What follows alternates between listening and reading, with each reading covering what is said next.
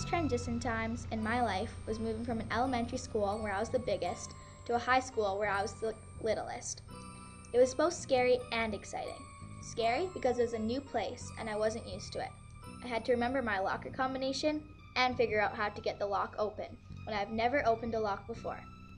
At the elementary school, my teachers always reminded me at the end of the day to write in my agenda and remember my homework. But in junior high, you're not told to write in your agenda and you're not reminded to get your homework at the end of the day. I definitely learned how to be responsible really fast. At first, I forgot my homework a lot and got in trouble for it, but after a while, I just knew I always had to check. Moving from one class to another was another learning experience for me. 4 minutes to open a tricky lock, get all your stuff, get a drink, and then make it back to your classroom, that is not a lot of time.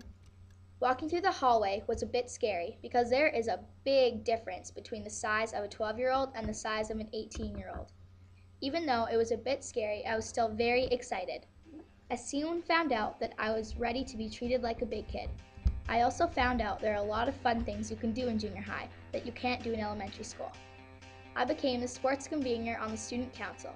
I also played on the junior girls volleyball team and I got to go to school dances. All in all, junior high was a big transition, but I learned that even though change can be scary, you need to give it a chance because you may end up liking it in the end.